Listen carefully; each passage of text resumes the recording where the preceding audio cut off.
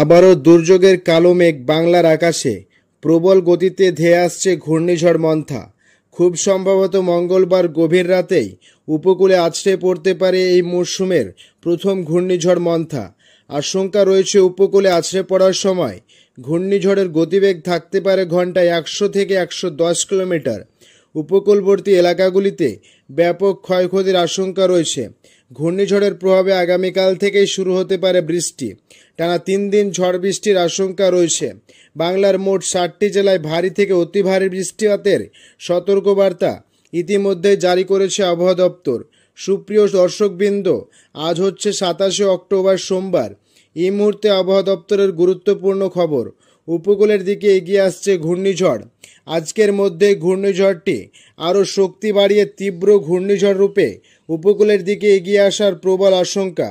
তো আসুন দেখে নেব আজকে সোমবার সারাদিন আবহাওয়া কেমন থাকবে। আজকে সোমবার ঝড় বৃষ্টির কোনো সম্ভাবনা আছে কিনা দেখে নেব। পাশাপাশি জানিয়ে দেব যে ঘূর্ণিঝড়ের ঠিক কবে, কখন, কোথায় আছড়ে পড়তে পারে, এর প্রভাবে কবে থেকে বৃষ্টি শুরু হচ্ছে, কোন কোন জেলাগুলিতে দুর্যোগপূর্ণ আবহাওয়া তৈরি হতে পারে, কোন কোন জেলাগুলিতে রয়েছে ভারী থেকে অতি ভারী বৃষ্টিপাতের সতর্কবার্তা, বাংলায় কতটা প্রভাব পড়বে, কোন কোন এলাকাগুলিতে ক্ষয়ক্ষতির আশঙ্কা থাকছে, এই বিষয়ে কি বলছে আবহাওয়া দপ্তর, বিস্তারিত জানিয়ে দেব আজকের এই ভিডিওতে। অবশ্যই ভিডিওটিকে শেষ পর্যন্ত দেখবেন এবং এই মুহূর্তে আপনি কোন জেলা থেকে দেখছেন অবশ্যই আপনাদের জেলার নামটি আমাদের ভিডিওর কমেন্ট বক্সে লিখে জানাবেন। এবং ঘূর্ণিঝড়ের প্রতিটি মুহূর্তের আপডেটগুলি জানতে হলে আমাদের চ্যানেলটিকে সাবস্ক্রাইব করে আমাদের পাশেই থাকবেন। তো আসুন শুরুতে আমরা দেখে নেব আজকে সোমবারের আবহাওয়া সকাল থেকে সারাদিন কেমন থাকছে এবং পরবর্তীতে আপনাদের কিন্তু ঘূর্ণিঝড়ের আপডেটে জানিয়ে দেব ঠিক কবে থেকে শুরু হচ্ছে ঘূর্ণিঝড় বৃষ্টি। তো আজকে সোমবার এই মুহূর্তে দেখা যাচ্ছে যে সকাল থেকে আকাশ কিন্তু প্রায় সব এলাকা জুড়ে দুই বাংলা, পশ্চিমবঙ্গ, বাংলাদেশ, পাশাপাশি বিহার, ঝাড়খণ্ড, উড়িষ্যা, মেঘালয়, আসাম, ত্রিপুরা এই এলাকা জুড়ে আজ সোমবার সারাদিন আকাশ কিন্তু পরিষ্কার থাকবে। আজকে কোথাও কোনো সম্ভাবনা দেখা যাচ্ছে না। তবে আজকে রাত পেরোলেই দুর্যোগের ঘনঘটা শুরু হয়ে যাবে। আজকে রাত থেকে আবহাওয়াতে কিন্তু চেঞ্জ হতে পারে। ঘূর্ণিঝড় ধীরে ধীরে উপকূলের দিকে এগিয়ে আসছে। আজকে ইতিমধ্যেই কিন্তু ঘূর্ণিঝড় তৈরি হয়ে গেছে।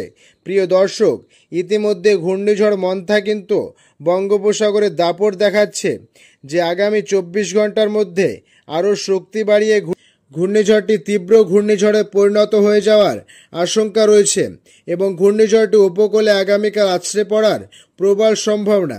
ফলে উপকূলবর্তী এলাকাগুলিতে কিন্তু আগামীকাল সকাল থেকে ব্যাপক দমকা ঝড়ো হওয়া শুরু হয়ে যেতে পারে এবং আজকে রাত থেকে আবহাওয়াতে কিন্তু পরিবর্তন ধরা পড়বে। আজ থেকে দুর্যোগপূর্ণ আবহাওয়া তৈরি হতে পারে বিভিন্ন এলাকায়। তো আসুন দেখে নেব ঠিক কবে, কখন থেকে এই ঝড়ো বৃষ্টির সম্ভাবনা রয়েছে। আমরা একটু বৃষ্টি বজ্র মোডে যাব। প্রথমে দেখে নেব আজকে কোথাও কিন্তু বৃষ্টি হচ্ছে না। তো আগামীকাল মঙ্গলবার থেকে ঘূর্ণিঝড়ের প্রভাবে উপকূলবর্তী এলাকাগুলিতে দমকা ঝড়ো হওয়া শুরু হয়ে যাবে। আগামীকাল মঙ্গলবার থেকে উপকূলবর্তী এলাকাগুলিতে দমকা ঝড়ো হওয়ার পরিমাণ বাড়বে এবং বিভিন্ন এলাকায় বৃষ্টি কিন্তু শুরু হয়ে যাচ্ছে। বিশেষ করে উপকূলবর্তী 2 24 পরগনা, 2 মেদিনীপুর, বাংলাদেশের খুলনা, বরিশালের উপকূলবর্তী এলাকাগুলিতে আগামীকাল দুপুরের পরবর্তী সময় থেকে ঝড় বৃষ্টি শুরু হয়ে যাওয়ার আশঙ্কা রয়েছে। বিশেষ করে আমরা দেখতে পাচ্ছি আগামীকাল দুপুর থেকে 2 24 পরগনার বিভিন্ন এলাকা, ফেজারগঞ্জ, নামখানা, হলদিবাড়ি, দীঘা, কাথি, জয়নগর, গোসাবা, বরইপুর, উলবেড়িয়া, কোলাঘাট, তমলুক, বালিচক, খড়গপুর, বেলদা, দীঘা, কাথি এই সমস্ত এলাকাগুলিতে বজ্রবিদ্যুৎ সহ বৃষ্টির আশঙ্কা এবং দমকা ঝড়ো হওয়া শুরু হয়ে যাচ্ছে। পাশাপাশি বাংলাদেশের শ্যামনগর, মংলা, জয়নগর, ময়দবাড়িয়া, পাথরঘাট, কলাপাড়া, মির্জাগঞ্জ, লালমোহন, চরফ্যাশন, বোনারউদ্দিন, হাতিয়া এই সমস্ত এলাকাগুলিতে আগামীকাল থেকে বিক্ষিপ্তভাবে বৃষ্টি এবং দমকা ঝড়ো হওয়া শুরু হয়ে যাচ্ছে। তবে উড়িষ্যার বিভিন্ন এলাকা, বিশেষ করে ভুবনেশ্বর সহ উপকূলবর্তী এলাকাগুলিতে ব্যাপক দুর্যোগপূর্ণ আবহাওয়া আগামীকাল থেকে শুরু হয়ে যাবে। পাশাপাশি অন্ধ্রপ্রদেশের উপকূলবর্তী এলাকাগুলিতে দুর্যোগপূর্ণ আবহাওয়া রয়েছে। আজকে দুপুর থেকে কিন্তু দুর্যোগপূর্ণ আবহাওয়া তৈরি হয়ে যাবে। আমরা ঘূর্ণিঝড়ের আপডেটে যাব, দেখে নেব ঠিক কখন, কোন সময় ঘূর্ণিঝড়টি উপকূলে আছড়ে পড়বে, ঘূর্ণিঝড়টি কোথায় আছড়ে পড়ছে, এর যে প্রত্যক্ষ প্রভাব কোথায় পড়বে আসুন আপনাদের দেখাবো। ইতিমধ্যে আজকে সোমবার কিন্তু ঘূর্ণিঝড়টি দেখুন মধ্য বঙ্গোপসাগরে ক্রমশ শক্তি বৃদ্ধি করছে এবং এই মুহূর্তে আমরা দেখতে পাচ্ছি ঘূর্ণিঝড়ের গতিবেগ ঘন্টায় 70 থেকে 80 কিলোমিটার গতিবেগে ঘূর্ণিঝড়টি কিন্তু বঙ্গোপসাগরে দাপট দেখাচ্ছে। যদি আমরা বাউর ঝাপটা মোড়ে দেখি সেক্ষেত্রে দেখা যাচ্ছে ঘূর্ণিঝড়ের গতিবেগ ঘন্টায় ইতিমধ্যে 80 থেকে 90 কিলোমিটারের আশেপাশে ঘোরাফেরা করছে।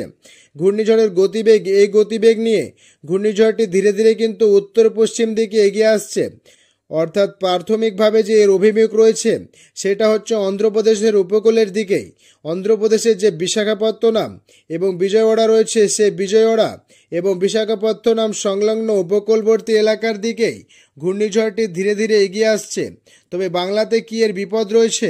অবশ্যই এই ঘূর্ণিঝড়ের প্রভাবে বাংলাও এর হাত থেকে রেহাই পাবে না, কেননা পরবর্তী সময়ে ঘূর্ণিঝড় বাঁক নিয়ে বাংলার দিকে এগিয়ে আসতে চলেছে। ফলে শুধুমাত্র অন্ধ্রপ্রদেশ বা উড়িষ্যা উপকূল নয়, বাংলাও এর হাত থেকে রেহাই পাচ্ছে না। এই পর্বে কিন্তু বাংলাতেও ব্যাপক ঝড় বৃষ্টি, এমনকি অতি ভারী বৃষ্টির চরম সতর্কবার্তা রয়েছে। এত ভারী বৃষ্টি হতে পারে যে কিছু কিছু এলাকায় বন্যা পরিস্থিতি তৈরি হতে পারে, এমনই কিন্তু আশঙ্কা রয়েছে এই ঘূর্ণিঝড়ের প্রভাবে। আগামীকাল মঙ্গলবার সিস্টেমটি কিন্তু একেবারে অন্ধ্রপ্রদেশের বিশাখাপত্তনম সংলগ্ন এলাকায় এসে উপস্থিত হয়ে যাবে ঠিক সন্ধ্যা নাগাদ। আগামীকাল সন্ধ্যা নাগাদ ঘূর্ণিঝড়টি কিন্তু উপকূলের খুব কাছাকাছি গা ঘেঁষে অবস্থান করবে এবং সেই মুহূর্তে আগামীকাল মঙ্গলবার ঘূর্ণিঝড়ের গতিবেগ থাকবে ঘন্টায় 100 থেকে 110 কিলোমিটার। ফলে বুঝতে পারছেন উপকূলবর্তী এলাকাগুলিতে কিন্তু ব্যাপক ক্ষয়ক্ষতির আশঙ্কা থাকছে। কিছু কিছু এলাকায় ব্যাপক ক্ষয়ক্ষতি হতে পারে, ঘরবাড়ি এমনকি ইলেকট্রিক পোল এ সমস্ত গাছপালা সব ভেঙে পড়ার মতো একটা পরিস্থিতি তৈরি হতে পারে আগামীকাল সন্ধ্যা থেকে বা রাত্রের মধ্যে এমনকি গভীর রাত্রেও ঘূর্ণিঝড়টি উপকূলে সরাসরি আটক করবে বা আঘাত আনার আশঙ্কা রয়েছে। খুব সম্ভবত মাঝরাতে ঘূর্ণিঝড়টি আছড়ে পড়তে পারে, অর্থাৎ আগামীকাল সন্ধ্যা রাত থেকে মধ্যরাতের মধ্যে ঘন্টায় 100 থেকে 110 কিলোমিটার গতি নিয়ে ঘূর্ণিঝড়টি অন্ধ্রপ্রদেশের বিশাখাপত্তনম এবং বিজয়ওয়াড়া সংলগ্ন উপকূলবর্তী এলাকার কোথাও একটি কোনো জায়গাতে সরাসরি সজোরে আঘাত হানবে। এর ফলে আগামীকাল কিন্তু উপকূলবর্তী এলাকাগুলিতে ব্যাপক ক্ষয়ক্ষতি হতে পারে। তবে বাংলাতে সরাসরি আঘাত না করলেও ঘূর্ণিঝড়টির পরবর্তী সময় বাঁক নিয়ে প্রথমে উপকূলে আছড়ে পড়বে এবং তারপর সেটা ধীরে ধীরে উত্তর পূর্ব দিকে বাঁক নিয়ে বাংলার দিকে এগিয়ে আসবে। এমনই কিন্তু বিভিন্ন ওয়েদার মডেলগুলি ইন্ডিকেশন দিচ্ছে। অর্থাৎ প্রথমে অন্ধ্রপ্রদেশ উপকূলে আছড়ে পড়ার পর সেটা উত্তর পূর্ব দিকে বাঁক নিয়ে ছত্তিশগড় রাজ্য পেরিয়ে বিহার ঝাড়খণ্ড পেরিয়ে সরাসরি হয় দক্ষিণবঙ্গ অথবা উত্তরবঙ্গে। তবে খুব সম্ভাবনা রয়েছে, বেশিরভাগ ওয়েদার মডেলগুলি বলছে সিস্টেমটি উত্তরবঙ্গের মালদা দিনাজপুর সংলগ্ন এলাকায় এসে আঘাত হানবে। সেই যাত্রায় যদি সেটা হয় সেক্ষেত্রে দক্ষিণবঙ্গে কিছুটা রেহাই পেলে উত্তরবঙ্গে কিন্তু ভারী বৃষ্টি রয়েছে। যদিও দক্ষিণবঙ্গেও বৃষ্টি রয়েছে, তবে উত্তরবঙ্গে এ পর্বে বেশি বৃষ্টি হতে পারে, এমনই কিন্তু সম্ভাবনা রয়েছে। আমরা দেখতে পাচ্ছি ঘূর্ণিঝড়টি 29 তারিখ সারাদিন কিন্তু অন্ধ্রপ্রদেশে বৃষ্টি দেবে এবং 30 তারিখ থেকে তার গতি পরিবর্তন করে কিছুটা ভিতরের দিকে যাওয়ার পর আবার উত্তর পূর্ব দিকে বাঁক নিয়ে সরাসরি বিহার ঝাড়খণ্ড পেরিয়ে কিছু কিছু ওয়েদার মডেল বলছে সিস্টেমটি ছত্তিশগড় হয়ে বিহার ঝাড়খণ্ড হয়ে বাংলায় ঢুকে পড়বে। কিছু কিছু ওয়েদার মডেল বলছে কিছুটা ভিতরের দিকে যাবে, মধ্য ভারতে কিছুটা বৃষ্টি দেবে এবং পরবর্তীতে উত্তরপ্রদেশের গা ঘেঁষে বিহার হয়ে উত্তরবঙ্গে ঢুকতে পারে, হয় দক্ষিণবঙ্গ অথবা উত্তরবঙ্গ। যদি সিস্টেমটি ছত্তিশগড়ের ভেতর দিয়ে আসে সেক্ষেত্রে কিন্তু দক্ষিণবঙ্গে ঢুকতে পারে, আর যদি সিস্টেমটি মধ্য ভারতের কিছুটা ভিতর দিয়ে যায় এবং সেটা পরবর্তীতে যদি উত্তরপ্রদেশ ঘেঁষে বিহার হয়ে ঢোকে সেক্ষেত্রে কিন্তু উত্তরবঙ্গে দুর্যোগ বাড়তে পারে। যাই হোক, দক্ষিণবঙ্গে বা উত্তরবঙ্গ যাই হোক না কেন বাংলাতে এর প্রভাবে পড়বে। বাংলাতে প্রভাব পড়বে 1 তারিখ থেকে। শুক্রবার থেকে আমরা একটু বৃষ্টি বজ্র মোড়ে দেখে নেব। ঠিক 1 তারিখ থেকে মূলত ভারী বৃষ্টি রয়েছে উত্তরবঙ্গের প্রায় সব জেলা, আলিপুরদুয়ার, কোচবিহার, জলপাইগুড়ি, দার্জিলিং, কালিম্পং, মালদা, দিনাজপুর এ সমস্ত জেলাগুলিতে ভারী থেকে অতি ভারী বৃষ্টি রয়েছে শুক্রবার থেকে। তবে দক্ষিণবঙ্গে বৃষ্টি রয়েছে মূলত 28 তারিখ সারাদিন। 28 তারিখ সকাল থেকে কিন্তু বৃষ্টি রয়েছে উপকূলবর্তী এলাকাগুলিতে।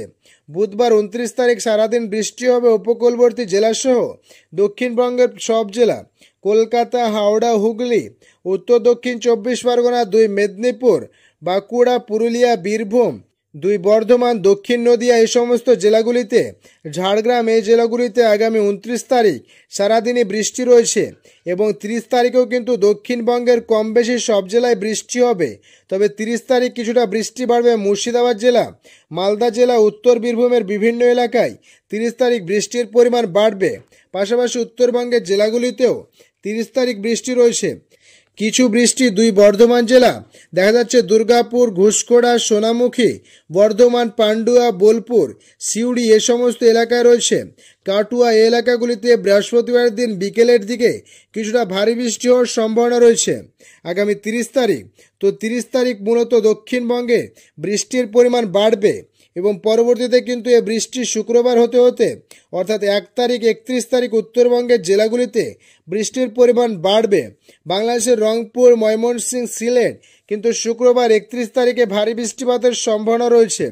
প্রিয় দর্শক, বৃষ্টিটা মূলত 29 তারিখ, 30 তারিখ, 31 তারিখ এবং 1 তারিখ, এই 3 দিন থেকে 4 দিন বৃষ্টি চলবে। তার মধ্যে 30 তারিখ, 31 তারিখ এবং 1 তারিখ, এই 3 দিন উত্তরবঙ্গে কিন্তু ভারী বৃষ্টি রয়েছে। তবে দক্ষিণবঙ্গে মূলত 29, 30 এবং 31 এই 3 দিন বৃষ্টি হতে পারে। তবে 1 তারিখ থেকে দক্ষিণবঙ্গে বৃষ্টি আর হচ্ছে না, তবে 1 তারিখ থেকে উত্তরবঙ্গে বৃষ্টি কন্টিনিউ করবে এমনই সম্ভাবনা রয়েছে। তবে এই পর্বে সবথেকে বেশি বৃষ্টি হবে উত্তরবঙ্গের জেলাগুলিতে, বিশেষ করে আলিপুরদুয়ার, কোচবিহার, জলপাইগুড়ি, দার্জিলিং, কালিম্পং এবং মালদা, দিনাজপুর, এই জেলাগুলিতে কিন্তু ভারী থেকে অতি ভারী বৃষ্টি হবে। ফলে পাহাড়ে ব্যাপক ধস এবং সমতলে কিন্তু বন্যা পরিবেশ তৈরি হতে পারে এই ঘূর্ণিঝড়ের প্রভাবে। তো এই রয়েছে আজ ও আগামী কয়েকদিনের আবহাওয়ার পরিস্থিতি।